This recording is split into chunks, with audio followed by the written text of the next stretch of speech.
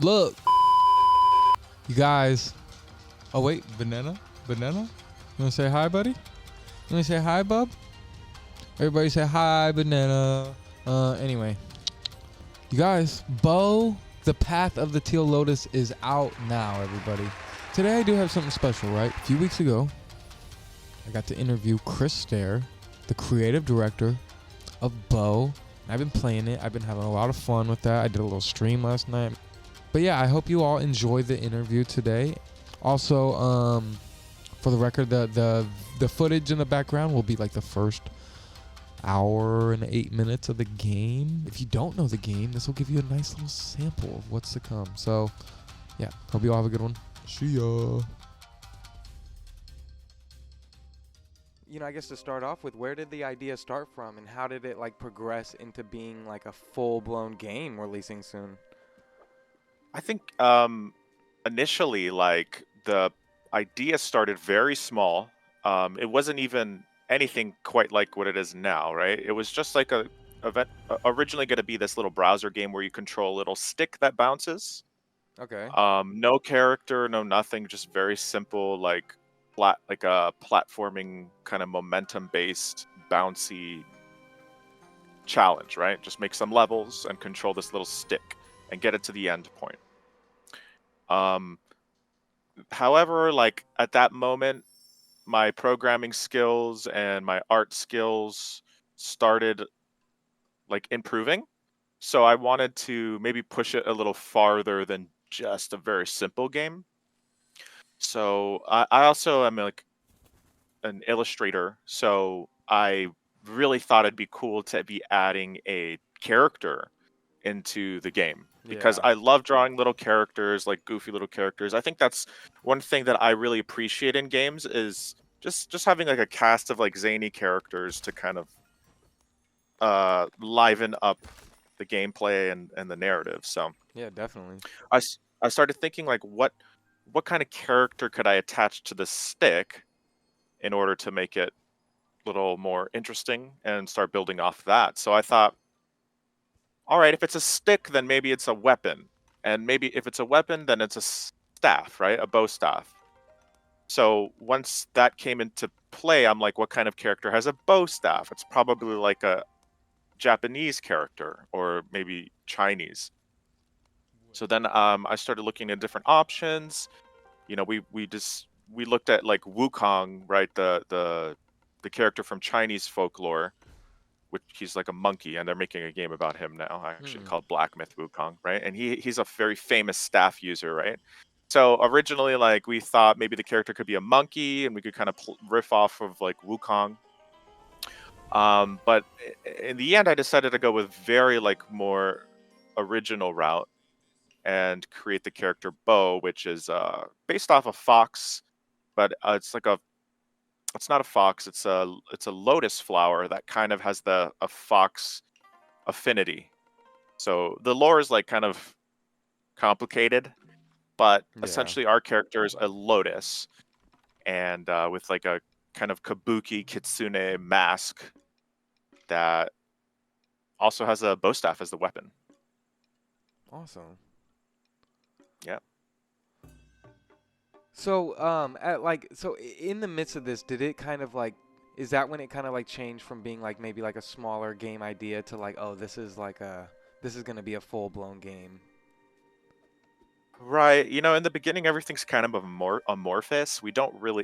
I never at that point thought if I knew what it would become, I would have told you no way. This is just going to be a small game, fun little project. Because at that time I was also a solo developer, and I was just seeing what happens. I didn't think that many steps ahead. Yeah. I was just having fun creating in the creative process and learning new things. I also didn't really know much about game development. But as we started showing it off more on Twitter and eventually on Kickstarter, I realized we had something here, right? And I saw what people were responding to. People really liked the character. People really liked that we were going the Japanese folklore route. And at that moment, that's when I had to sit down and really start seriously thinking about the scope of the game. Would it be, I guess you kind of divvy up games by their prices nowadays, right? So would it be a $5 game? Would it be a $10 game, 15, Mm, 20, 25, etc., right? And that would kind of dictate the size and everything. how, Yeah. yeah, the size of the game, right? Like that's kind of how you have to think about it these days. So I was like, okay, what if we made a quote unquote $20 game? What would that look like, right? So something akin to Hollow Knight, right? Because even though Hollow Knight was a $15 worth of game, I think most people would agree it's at this point it's probably like it could be like definitely a $30 game, but even like a AAA price tag would not be unwarranted. But Yeah. even back then, like 15 was obviously too low, right? And I think like $20 game would have been was a good thing to shoot for. So like we were always thinking about that and how we could like satisfy people who paid that much with the gameplay. So Hmm. that's how we kind of decided how big it would be. Okay. So I got a lot to ask off that, but before I go there, I just want to ask, like, on a personal level, like, were you always like kind of focusing on game development and stuff like that, or was there something you were doing before all this? Oh no, Bo was really the first foray into game development. I mean, technically, we were working on like some mobile apps before that, and by we I mean me and my friend Trevor, who's a programmer. Yeah. Yeah, I noticed your We guys' worked on a website said something about app development as well. Yeah, we made an app. We had a bunch of apps in development pre-Bo that we completely abandoned for Bo once it started gaining traction. But we did release one app called Fox Phrase, which is a kind of like a word game, like a party word game. Mm. Because I really like word games and I really like board games also. Mm. So I was really into a game called Catchphrase, and I wanted to kind of like make a game that was catchphrase esque, but it had like more community involvement so people could like make their own decks and stuff.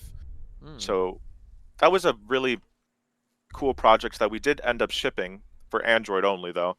But yeah, again, like I said, everything got moved to the side when Bo started gaining traction and we're like, okay, let's just focus our effort in what people are responding to. So yeah, so I had no background and I kind of learned on the job. Interesting. So was Squid Shock formed like for the app development, or did it kind of like come together like as a brand and name like with the game? I think yeah, we first formed it when we launched Fox Phrase. So yeah. Okay. And then so yeah, so I say it's just you said it's you and your partner Trevor. Is there like anybody else that you would consider like kind of like working on Bo like, more consistently, or is it just like more like kind of like hiring certain people for little additional things? Right, yeah, the core team, Team Squid Shock, or however you want to phrase it, is Trevor and I, right? We're the only people who have been working since day one until now. Okay. During that time, it's about a 3-year development period for Bo. About 10 people have come in and out, 10 other unique individuals. On the programming team, on the art side of team, design side of things, of course, music, because even though I have a little bit of a background in music, I would never be able to do what a real composer would be capable of and Hmm. has produced for Bo. So our composer Moises Camargo from Mexico, he joined pretty early on too, right? I think like he was one of the original newish members. Um, and we also needed an animator because my animation skills were not up to snuff at the time, and uh, there was too many things for me to be doing to also be taking care of animation. So Yeah. yeah, it was about it got to like 10 people at one point, or Awesome. 12 people. Now, and you say you do like illustration and like programming. Do you think like you focus in one of them more than the other, or is it kind of, since it's such a small team, you guys you're kind of doing it all Well, consistently? well, in the beginning, when I was a solo developer, it was, I was doing all the programming, right? But when Trevor came on, he's way more talented than I am at that, and just I was happy to kind of offer up what I had done so far and say, here's what I have so far. From this point forward, you're in charge of all the programming. So like I literally have not written a line of code for like 2.5 years. And I don't even really know how much of the code base is my original code base, probably like 0.01% at this point. So I definitely have shifted over to the creative side after Trevor joined. And now, how does that does that work well? Like, does he often like give insight into like, like any like creative stuff as far as like lore and stuff like that, or do you like? I mean, do you guys kind of like separate that pretty well as well, or does it just kind of like all build on its own like as the game has been developing, like through both you guys? I would say that he doesn't really give creative input at all. Hmm. Like, and not that I don't ask Yeah. it of him sometimes, but it's just he prefers to kind of totally be on the technical side. I definitely like. I don't know if you're familiar with the term rubber ducky. No, no, not as a term. Uh, it's like a programming jargon where you kind of just talk about something and have someone listen to you, and it can kind of help solve problems. It's essentially like a therapist, kind Okay. of. It comes from the idea that you have a rubber ducky on your desk and you talk to the rubber ducky. It sounds insane, Okay. but it really helps you solve problems. So with Trevor and I'll completely just like start talking about like different creative things like the lore and stuff, and he'll just listen and kind of like nod, and through that he can kind of give input in a very easy way, and I can kind of solve the problem in my own head, and vice versa. He does the same thing through coding with me. Yeah. um it's a really, I think it's a really underrated method. You kind of like, solo developers maybe have to use a little rubber ducky, but if you're working in a team, even if they're not in your department per se, if you're just like rattling off different ideas and stuff and having someone listen, even though they're not helping directly with your problems, it really helps. So that's kind of like how we collaborate. Yeah, no, that makes total sense, and it's kind of funny thinking about someone like, you said there might be someone actually like literally talking to a rubber ducky. That needs to be like a funny skit explaining this term now. Yeah, yeah, for sure. I think there's also a reference to it in like the new Matrix movie. Like there's a rubber duck. Anyway, like it's a really underrated technique, and so many cool ideas and solutions to very complex problems happened through this method. So I would Yeah, say like try it out. yeah, interesting. So what is like I guess, so Bo did go through a Kickstarter and stuff. What was it like through the journey of Bo, like I guess growing into what it is? Because it's also, you guys have also gotten like a publishing deal since then, and so isn't it like it aren't you guys also like having like physical releases and stuff like that off launch? Yeah. Wow, yeah. So what? Yeah, I guess what has the story been like coming from like just the idea leading into, yeah, leading into now? If it, like I guess just like a summary. Like how did it go doing that Kickstarter and stuff? Yeah, I think there were two. I think Kickstarter was by far the biggest milestone, even to this day, that we had during development, because it showed, and I think that was like a year after we started developing. So it showed that the product had some momentum, it had some interest, it had some appeal to a wider audience. And before that point, we didn't, we weren't, obviously, we weren't taken seriously. And quite frankly, we should not have been taken seriously Hmm. because we were just two dudes with like no experience and no business really doing what we were doing.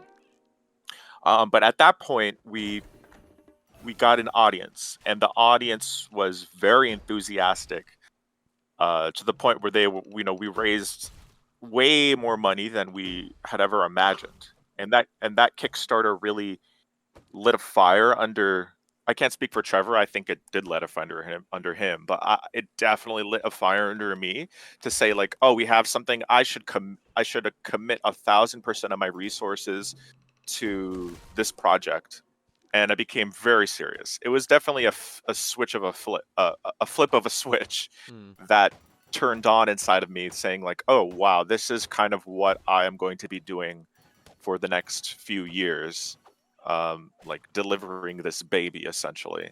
And I was, super excited about that. And then, actually, we had been approached by some publishers even before we did the Kickstarter, which was interesting. You know, we got approached by like maybe 50 different publishers, but like maybe 99% of them were like, who are you, kind of sketchy Yeah. people who were just trying to like vultures trying to like scavenge a little bit in my opinion. But there were a few that were really like respectable. They had name recognition, and one of them was Humble. Mm. And it took a long time before we were able to sign with them. But as they saw the success of the Kickstarter, they saw our vertical slice of the game, and obviously they saw something that was promising. Yeah. So I think we were, the prototype, that the vertical slice that they had is very different than the game in its current state. Um, like I'm pretty embarrassed about like how the state of the game at that point. So it's really cool that they were kind of able to see that there was something there, and they saw the potential, and they knew that like this team would be able to pull off something cool if they invested in us. So Yeah. that's kind of how it started, yeah. Yeah. I mean, it But had yeah, a. Kickstarter was the biggest thing, and other than release, which is coming up next month. Yeah. So, what are like some of your main inspirations for the game? Oh, like gameplay wise, I think it's very similar to. I think Ori is probably the best comparison. Ori 2.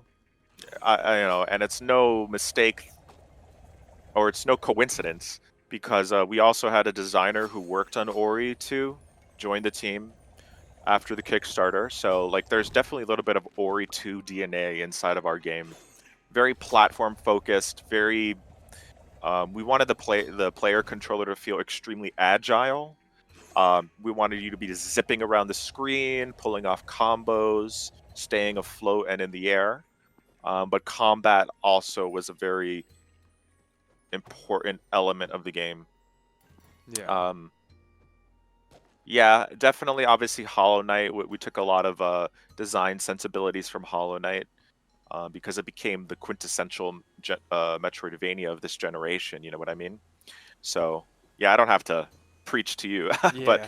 uh, like Hollow Knight has become a required reading, so to speak, for any Metroidvania developers. But we definitely wanted to, early on, I definitely wanted to make our identity unique. Um, like, take what Hollow Knight did, but also include a lot of what I like about gameplay in games.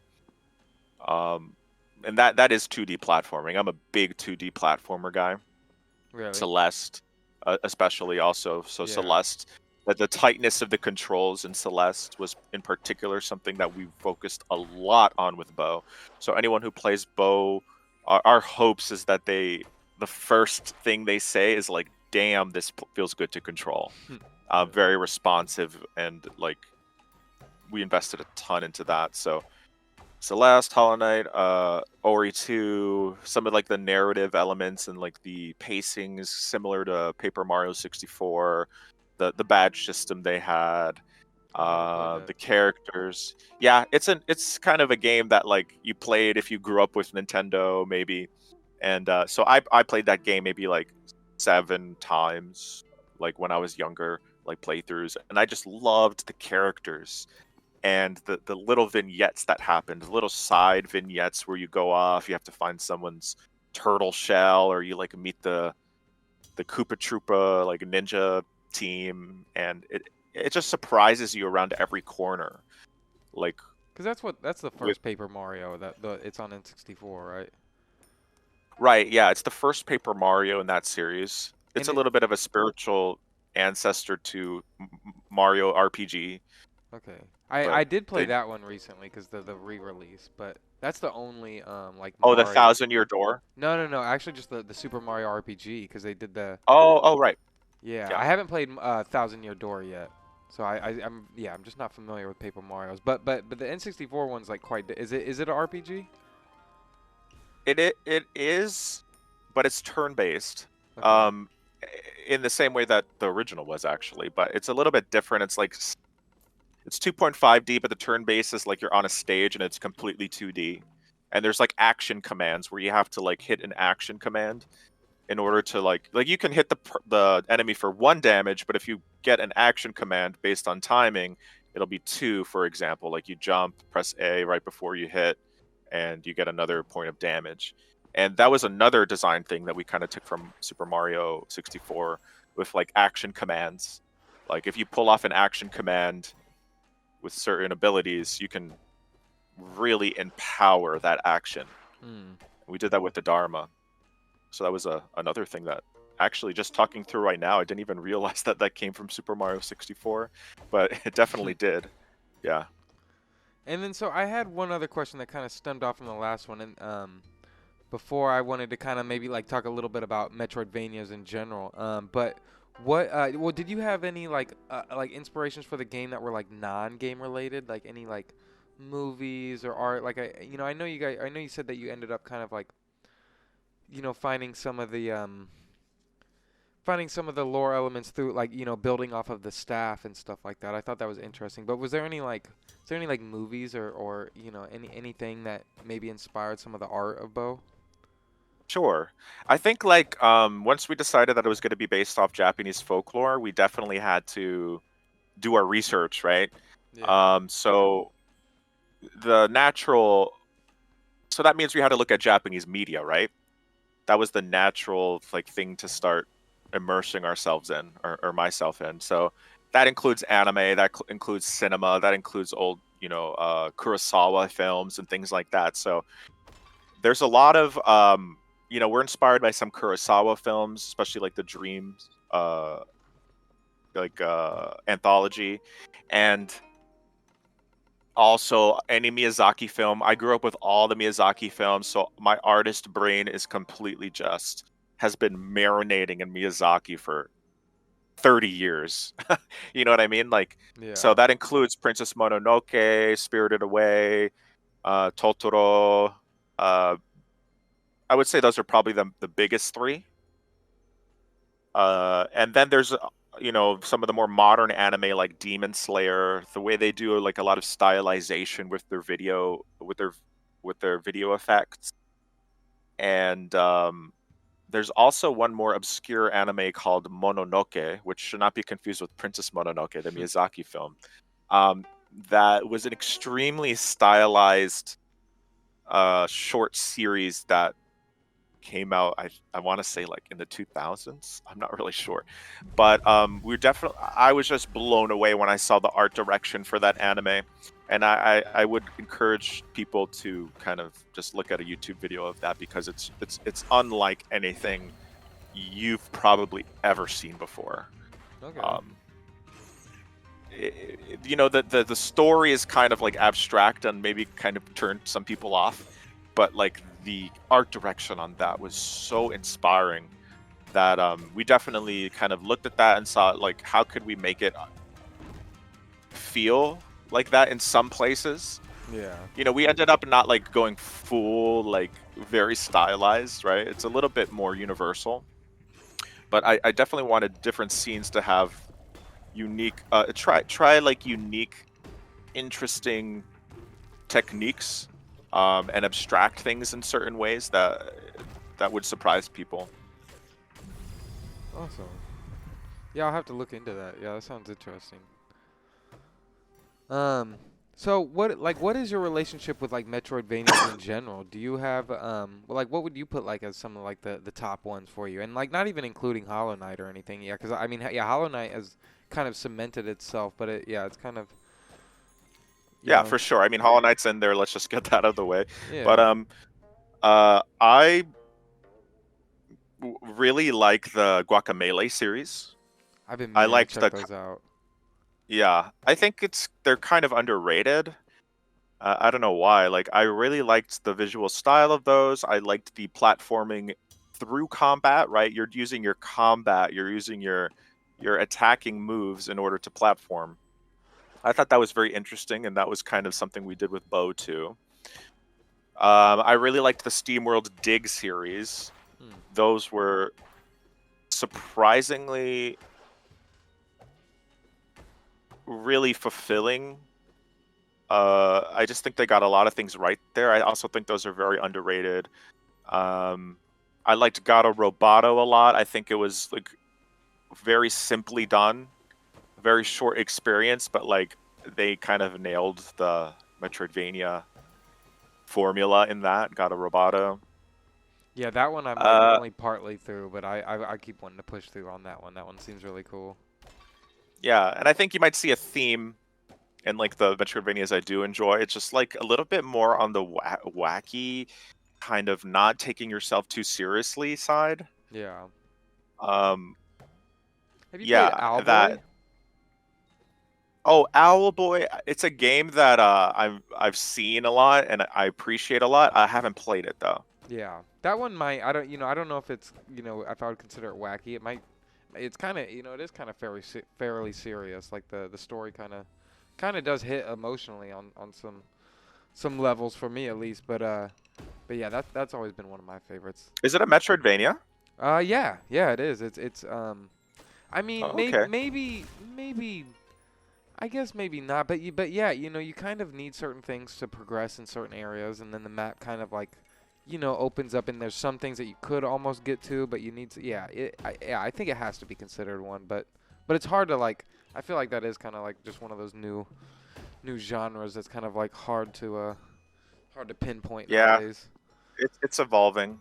I Yeah. really enjoyed. I forgot. I'm so dumb not to mention this, but the Ori series. Yeah, like obviously, that's definitely my top five. Prince of Persia, the new one that came out, was amazing. Hmm. I think that is probably some of the best platforming and combat in recent memories. Um, there's a new game coming out called Gestalt Steam and Cinder that I played during Next Fest that I think is super promising as well. Uh, Yeah, I feel like I've seen a trailer for that. I definitely feel like I've seen that in a showcase. I just seen so many showcases in the last few right. months. I think it's gonna be a big one, like Steam and Cinder. I think like the name is kind of hard to remember.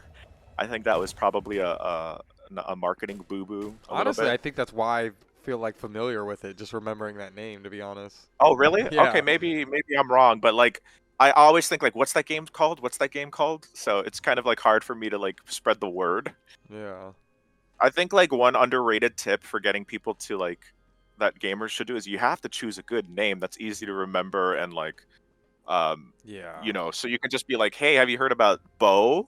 Yeah. And they're something easy like that, so people would or Ori, Yeah. you know, Yeah, and not then to you can word of mouth is just that much less friction. yeah, not to discredit anything, but I feel like especially in like the AAA scene, it's like you look at some of these game names and it's like, why would you name your game this? It's like, I don't know, So yeah, just like it's the something people have to put a little more thought into. yeah. Yeah, it's like simple, catchy names like that. Putting like almost like a cute name or like a simple name on someone. Bo or Ori like that is like very, very catchy and can be new. So like I guess growing up, like what were some of the earliest games that like you started falling in love with? I think I definitely well, you have a PC before a console usually, and like in the very early days, I was playing like Sonic CD, just Mm, whatever like my I would like I had no concept of like what a game was back then. So it's a little interesting. Like we would go to the store and I just beg my dad for anything that looked the box art looked cool on, right? So I had known about Sonic and like I played Sonic CD, so that's kind of where my 2D platforming started. But on PC, I also played a lot of RuneScape and StarCraft 1, Brood War, and things like that. I think like once we got to N64 one Christmas, I think the game it came with was Jet Force Gemini, which is like a third-person shooter. I didn't really like that game. It was just what was comboed with the N64. I think that But just got eventually, put out on online as well. It's on the oh Switch now. really? Yeah. Yeah. Oh, it'd be interesting to revisit that. But yeah, that wasn't really my flavor. But eventually, we got Super Smash Brothers, Mario Kart, Paper Mario 64. My friend lent me Ocarina of Time, which really changed my life as a gamer. Banjo Tooie. I never played the original Kazooie back then, but Banjo Tooie was like a 3D platformer, Metroidvania-esque, if I'm being honest. That really shaped my gamer brain and my design sensibilities as a game designer. Again, a lot of wacky characters and stuff like that really drew me in. And from there, oh, sorry. Oh, Continue. my bad. I don't mean to interrupt. Sorry, I was just gonna branch off from there. But were you ever? No, it's good because I ramble a lot. If you don't stop me, I'll just go on too long. I always feel bad on Discord. I always feel like I end up cutting people off. But I just wanted to stem off from that. But did you ever, speaking of like wacky characters and Rare, and this was like this was the one mature game. Did you ever play Conker's Bad Fur Day? Oh, that game? No, but I've always wanted to like just try it. But yeah, it was a little bit like I think my parents saw that was like rated Yeah. M for mature, and like we're just like, nope. Yeah, no, I was randomly enough. It was like one of my dad's friends had it, and I saw him playing it, and just was like, oh, I need to play this game. And then I didn't fully understand what it was. I don't think I should have had it at the age that I did, but Rare really was like the ones that could make like some very interesting characters like that. Yeah, Rare was a very special like development team to me, and I think like at that time, Yeah. like they did a lot of cool stuff. Have you heard of Corn Kids 64? Corn Kids? No, I feel like I would remember that, but Okay, you should look that up. It is I think it is a single-handedly developed game that came out last year. It did just release on Switch this year. I don't have a PC currently, so I'm like only a console player. And I had heard about this game about a month before it got released on Switch, and it was like a week before it even got announced it was coming on Switch. And I just fell in love with this game. But it's like completely Rare inspired character designs, if you ask me, and it's like a whole 64 inspired game, but it's like some really interesting 3D platforming. Yeah, just based off the 64 era. yeah, I'm looking at it now. It definitely really looks like an N64 game, Yeah. and it looks like it's what's that game called? It's a 3D Metroidvania that's N64. Uh, Regalia. Yeah, I've never heard of that one. That game was like a game jam game. Oh no, Pseudo Regalia. Is it like a newer game that's like a 64 themed one, or it Yeah, was a yeah, 60 for okay. sure. It's a newer game. I think like last year it launched. It released, but it looks like an N64 game, and it got a lot of praise for the tight platforming. It's like an N64 3D platformer with modern day design sensibilities. Okay. I haven't played it. Oh, actually, I did play a little bit of it, but I didn't have really time to complete it. But it has like a big cult following. Yeah. But yeah, the games like this, I think, are really gonna start popping off. I don't know if it's gonna have like super like longevity in the gaming space, but I'm super happy to see a lot of this kind of stuff popping up. Yeah. Yeah, very cool. I played I never really was into like the survival horror stuff, or I never really even like played much of them. I kind of want to get into it now, but did you hear or play Crow Country this year at all? Oh, that's another one, right? Crow Country. Yeah. I have not, but it's definitely something that caught my eye. Yeah, I would recommend that one as well. It's got the cool like it's like it's like a PS1 Resident Evil game, but it's like Final Fantasy style like characters and stuff. It's very Yeah. Oh man, this has a 10 out of 10 on Steam. Wow. Yeah, PlayStation. It went up against Animal Well in May, like, and like I think it like won like some like best indie game of the month and stuff. And I was like, wow, I'm like really surprised. Crow Country ended up like getting the votes for that one. Yeah, I mean, there's obviously a demand in the market for this kind of thing. Yeah, I had a great time with it. I really did love that. That was one that was like, Animal World came out, and I was like so excited for that, and I was like playing through that for like 2 weeks straight, and I had Crow Country, and then once I finally got done with Animal Well, I was like, all right, let me check out this Crow Country game, and I was like, wait a second, this one might be like my favorite game this year so far. Yeah, you see, for me, I didn't really grow up with PlayStation, so this doesn't necessarily have the same appeal as like an N64 remake or like a aesthetic. But yeah, I can see the appeal for sure. I would probably play all the N64 like homages before I played this, Yeah. but No, I don't feel think they need that. my help promoting it at this point. This looks extremely successful. Yeah. So so I guess so I know Bo hasn't released yet, and like still it still is having some work done on it. But are you guys thinking about like what is next already, or do you have plans to like put more into Bo in the future? Do you think?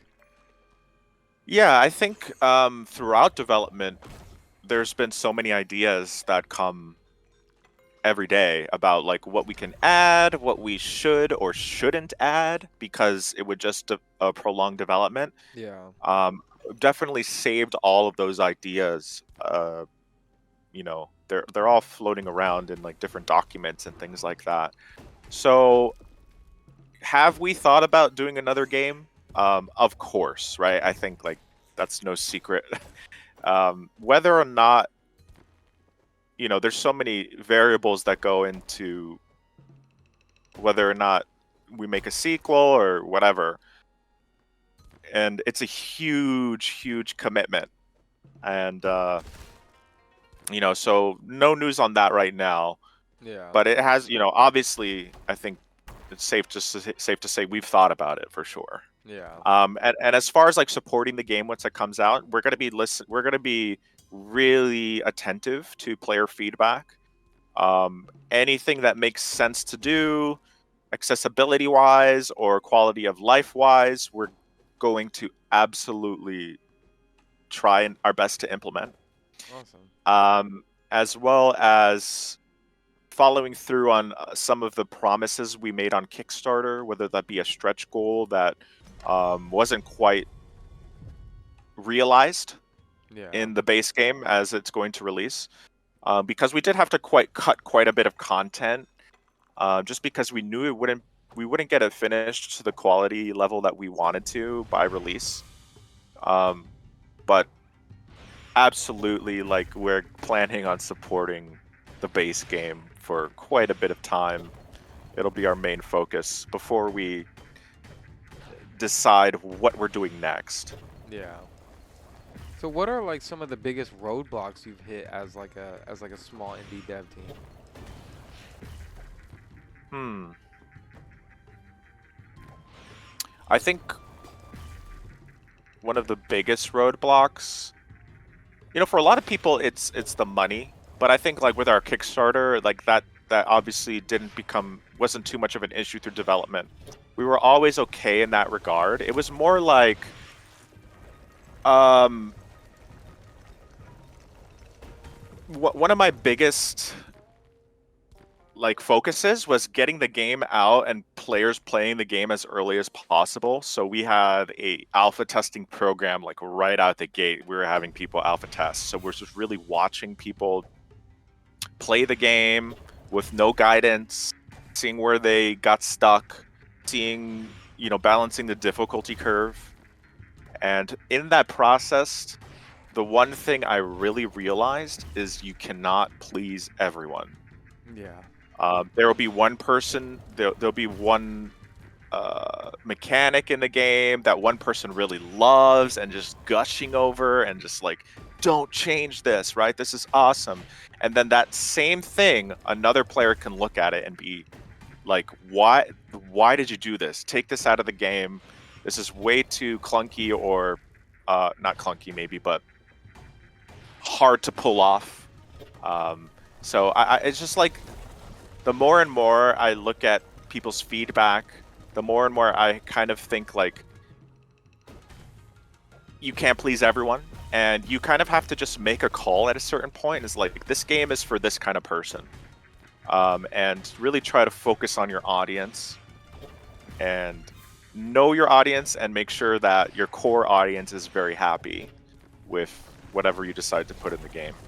And that was really challenging, because at the beginning you want to change everything that someone says something bad about. Yeah.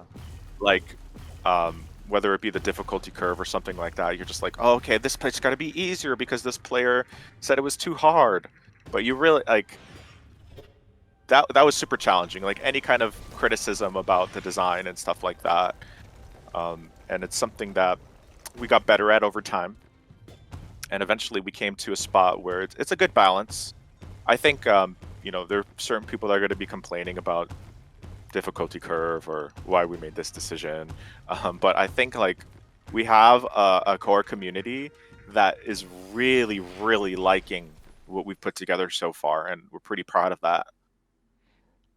So how did that change how playtesting go? Did it just result in like you kind of looking for just like certain people's feedback more often, and maybe like having less playtesting going on?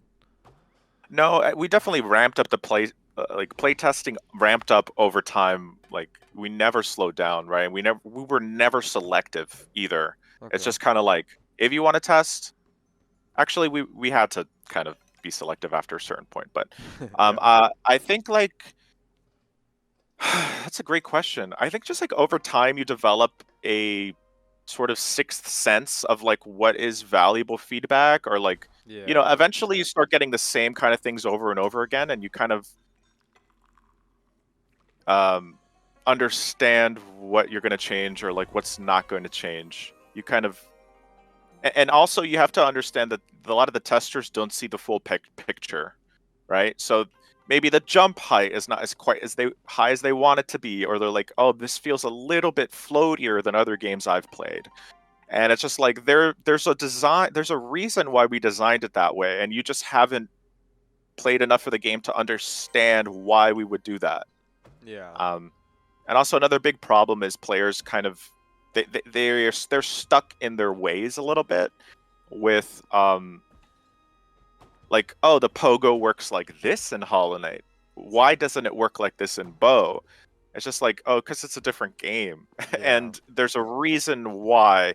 We want you to play this game differently. We want it to feel familiar, but you should be playing it differently than you did Hollow Knight or Guacamelee or Shovel Knight or whatever. So Yeah. So what do you well, I guess, is there been any like advice you've received, or what would you maybe say would be some of the best advice you could give to like someone maybe going into game dev on like the indie side specifically?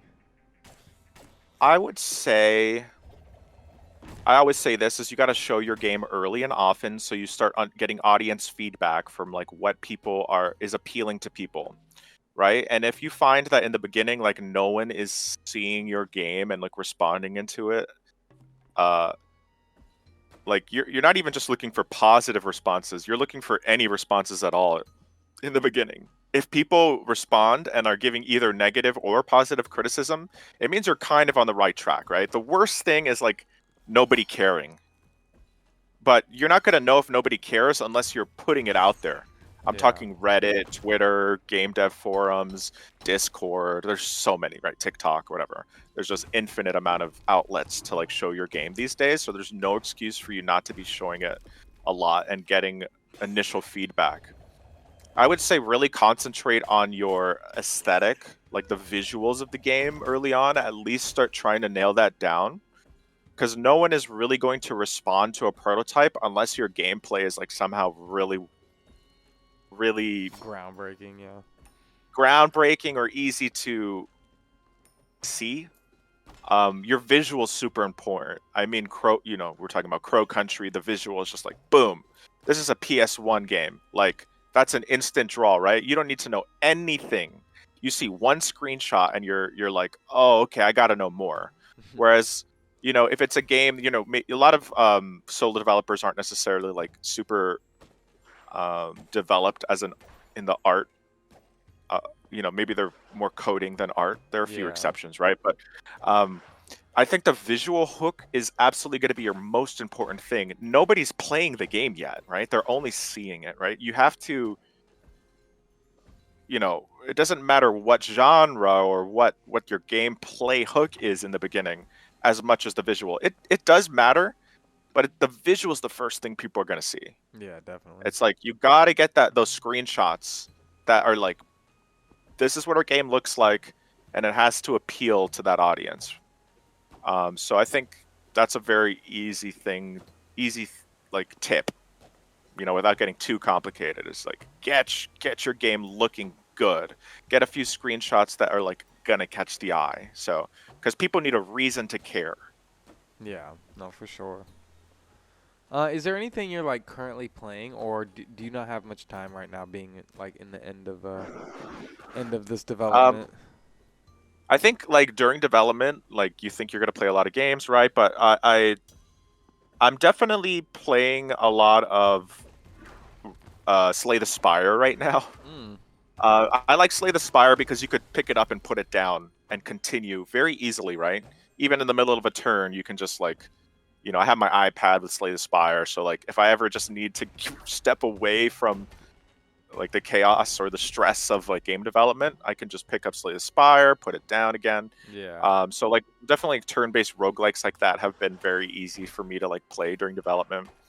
As far as like games that take a little bit more time commitment, I started Thousand Year Door, the remake, and I've been enjoying that a lot, getting some inspiration. I also played a lot of Overwatch through development for the same reason, because it's like very quick games, Yeah. wacky characters. They do a lot of cool game feel things in that game, cool VFX, and they, it's just a game you could quickly pick up and put down. So that's kind of like what I tend to gravitate towards while I'm working. No, I feel you. I've been kind of since I've like started. I started YouTube more so like 2 months ago. Like really taking it seriously, and since then I haven't. I've been kind of like on the same thing of like I just, I stream. I'll stream like Hollow Knight or Rain World, and that just takes out like so much energy that I'm like, if I play a game, I kind of want to just play like multiverses and just what people as Bugs Bunny for like 20 minutes and then log off. There's something about the pick up and put down games that are nice. I need to get into another cozy game. I haven't played a good cozy game since like Stardew, but have you Yeah. gave Dave the Diver a chance at all? No, that's always been on my radar. It's just, yeah, I never picked Yeah, it up. same with me. So what games would you consider like maybe like some of the greatest games ever, like, over the time? I know you talked about some of like the early ones you got into and but I guess in the past, like, I guess yeah, what's your top like 3 games? I think if we were doing top three, I'm going to conclude two as the number one spot. It's Tears of the Kingdom and Breath of the Wild. Yeah. I love the Zelda series as a whole. I think that was like the climax. They might surprise you later, but like that was like the climax of the Zelda series. They freaking knocked it out of the park with that. Yeah. Just the moment to moment gameplay, the world building, the lore, just everything going on. It's such a monumental achievement in gaming. Beautiful, also like the art style, and they just that game deserves the number one spot for everyone. Yeah. That's so that's definitely my number one spot. Number two spot might be something like oh man. I think if we just go by the amount of fun that I've been having, definitely Slay the Spire is on there. Wow. That's probably in the top three. Slay the Spire is just like the development team. You could tell they really loved their audience and took their audience seriously, and designed everything catering to their audience, but also staying true to their original design sensibilities. It's not for everyone, obviously, like a roguelike deck builder, right? It's kind of probably a little bit more niche than something like Zelda, but I don't know. That game is just a design marvel. Just the Are gameplay. are you aware of one of the other? Well, I guess he's a Hollow Knight YouTuber, but I guess kind of like a Silk Song YouTuber as well. But like, are you aware of Primicon? Oh, is he? Yes, I think. I He don't. does like Let me just Google. he does like the daily Silksong news. All I'm saying is I know he is a massive fan of Slay the Spire. Oh, this guy. Yes, yes. I love Yeah. this guy. Yeah, so just a little plug because I mean he's a friend and whatnot. He's a homie. But yeah, if you ever I know you're kind of talking to some people on your podcast as well. He might be someone to talk to because you guys could talk Slay the Spire. I know he loves that game. Oh, sure. Yeah. If you want to hook us up, like I'd love to talk to this guy. He's definitely gonna have a big future ahead of him, I think. Yeah, he's been killing it lately. He came out of nowhere, I feel like. Yeah, yeah, I know. I He just he definitely wasn't around when we first started. Like I've just been seeing him pop up a lot recently. Yeah, I think in the last like 4 months he really did. Like I think when I first started YouTube, he was damn near at like 3K, and now he's at like 10K in the past like 2 months. Like, yeah, he's been blowing up. That's a good sign. Yeah, I'd love to have a chat with him at some point. Yeah, I'll definitely set that up.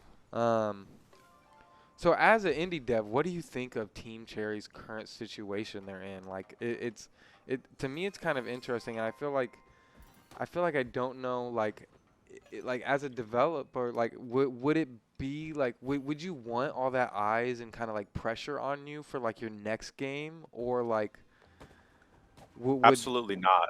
I was gonna say, it seems like something kind of scary. Like they seem like they're in like this rare situation now where it's like they can't even take the time that they want, because it's like the more time that they take, the more it's like blowing up on the not and blowing up in a good way, but also like I think the amount of pressure that they're under is unparalleled.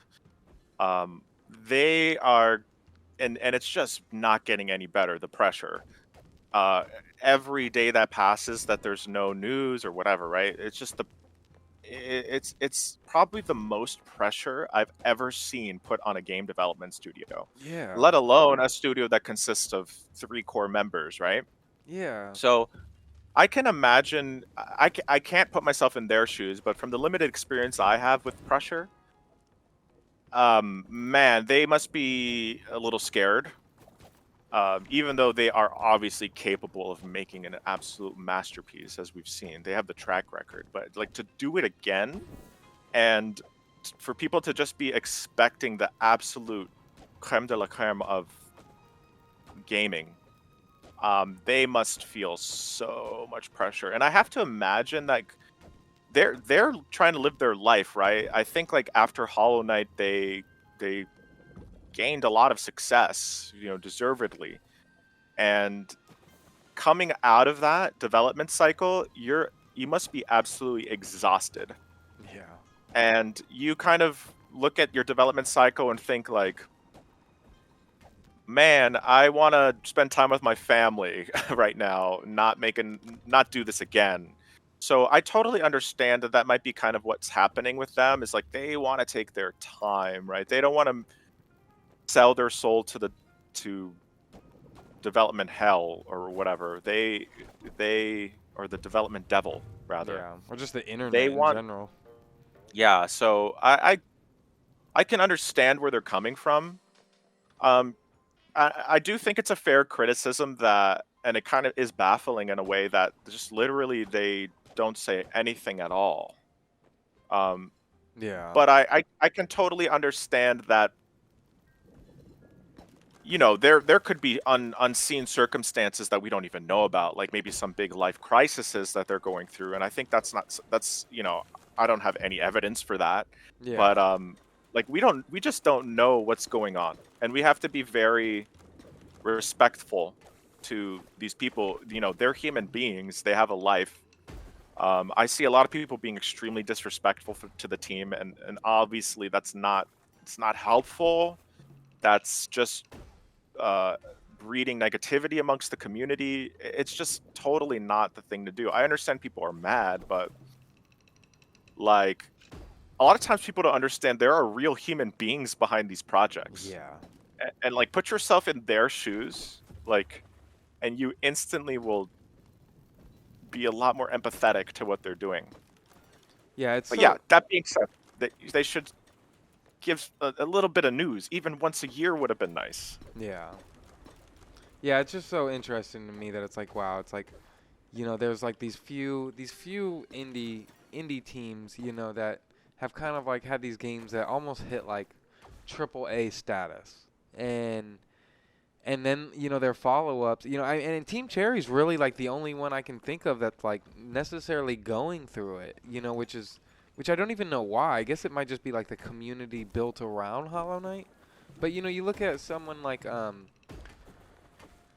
uh the developers behind Celeste. Like I don't think they're getting like grilled over Earthblade as much. Granted, I don't know like how long that and they do provide news and stuff like that, but it's like yeah, it's just so crazy to me that these teams go through this being like such small teams. It's like yeah, people don't realize like it's like yeah, there's just a couple people trying to make this happen, and Yeah, I think it might be different in Celeste's case, just because they're not making a direct sequel. I think true. probably And they didn't announce it. Yeah, they probably didn't announce it quite. I think Silk Song announced way too early. I Yeah. think that's not controversial thing to say. But yeah, Team Cherry is carrying a lot on their backs. They are at the pinnacle of like indie game development. They became bigger than they wanted to, I bet. Yeah. Yeah. That's the best way of putting it, to be honest. Yeah. Yeah, it's out of control at this point. It really is. If you had to make like a random guess of where along in development you think Silk Song is, what do you think you would say?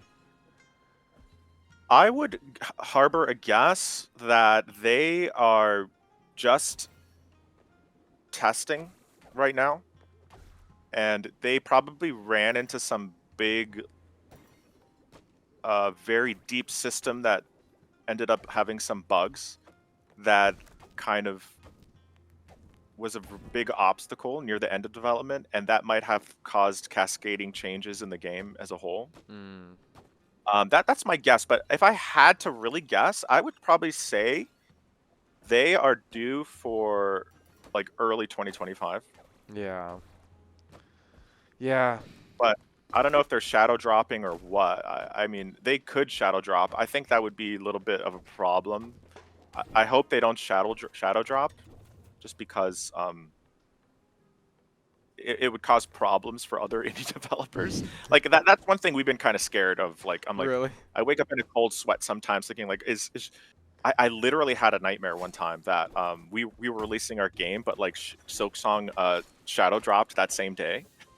I literally had a nightmare, and That's so funny. maybe nightmare is not the right word, but I woke up kind of like in a state of anxiety because I'm like, oh no, this is not good. No, that makes sense. That makes sense. Yeah. So I feel like even as like someone who like kind of does YouTube around Hollow Knight and stuff like that. Like and even talking to I did an interview with Rel, who you talked to as well, and it was funny hearing from him and talking or hearing what his plan was for Silk Song and even Primicon as well, because even the Silk Song YouTubers kind of have those same nightmares of like, oh my god, like what are we gonna do if it just shadow drops and we're at work? Or Rel is like, talking about like if he's, he was talking about when he was deployed and stuff like that. Like, oh, what if Silk Song drops now? It's kind of a Yeah, it kind of has this paranoia attached to it. Yeah. And it's going to be such a monumental moment in gaming, in the yeah. indie game space, but in gaming in general, right? Yeah, it's like Grand Theft that Auto of indie games. yeah, everyone has to be paying attention and ready to like capitalize on its launch. Yeah. or re-strategize in our case.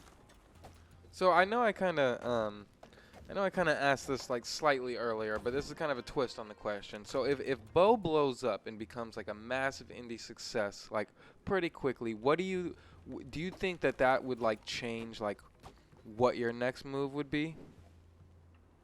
Absolutely. Like if it gains traction, it absolutely makes sense to continue doing something with the IP. And whether that be another game, whether that be more DLC, whether that be even branching out into transmedia like a cartoon or something like that. Like I'm open to anything. I love all like creative endeavors. Yeah. Um, we'll just play it by ear. I think like thinking about that kind of thing now is perhaps unproductive. Yeah. We're just really focused on getting the best first experience for bow players. Yeah. No, that's understandable.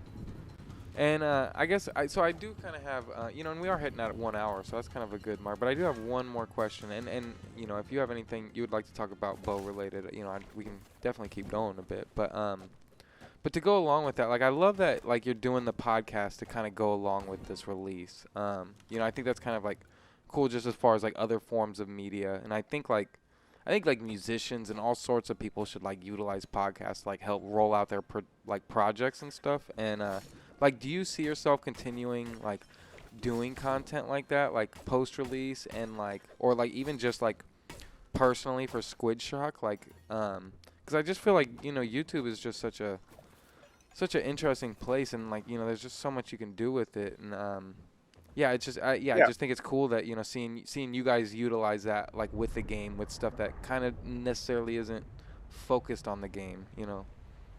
Yeah, I'm a big podcast consumer, and I love the format. Right, you have this long format. The types of conversations you can have are totally different than like anything that's short format. So, I've always liked really going deeper in conversation with people.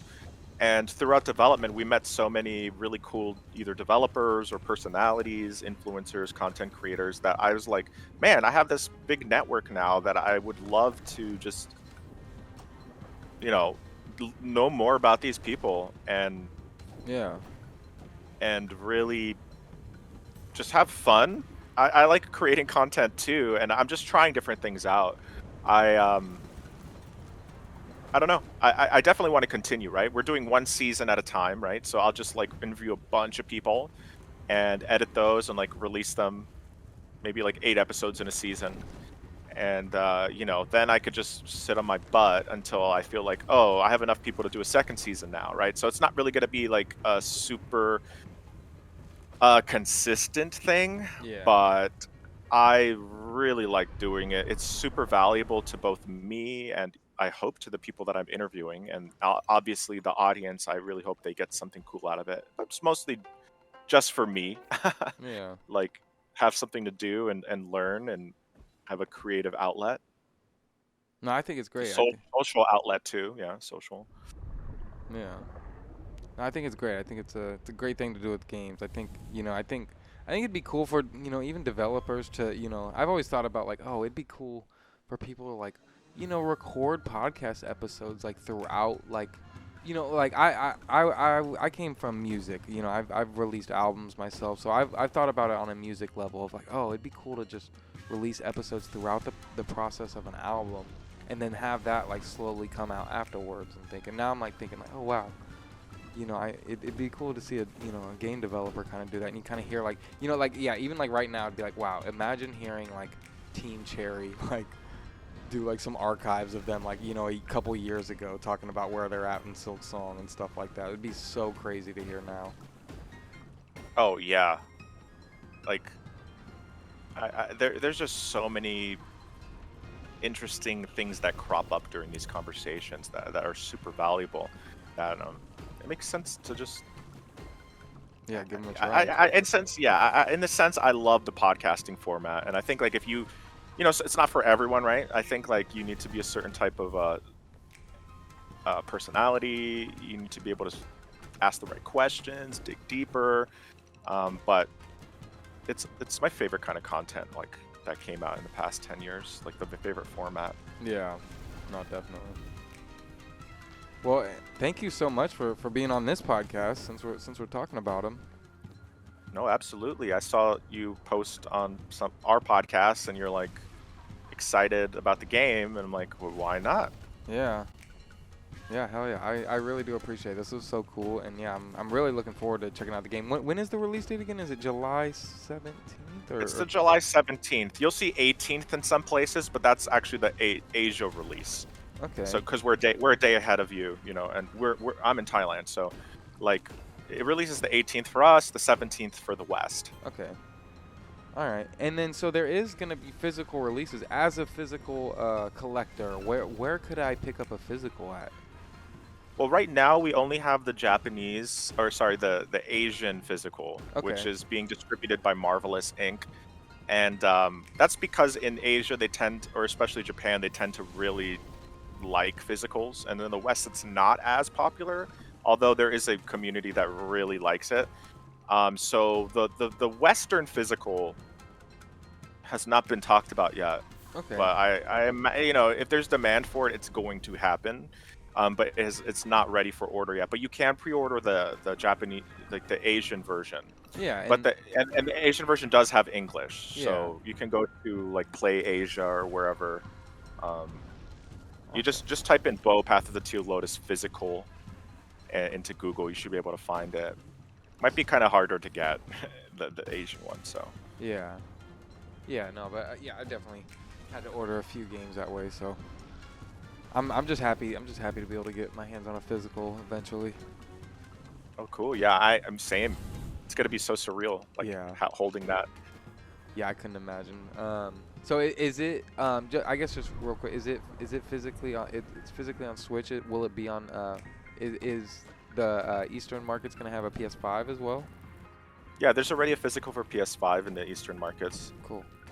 Cool. Yeah, and yeah, all plans for that in the Western market too. It's just a matter, you know, we gotta take it Yeah. one step at a time. Yeah. Yeah.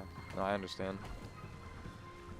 Alrighty, well, thank you again for being on the Cherry Time podcast. I appreciate it a lot, and you know, good luck with the release. I am looking forward to playing this. You know, it looks so interesting.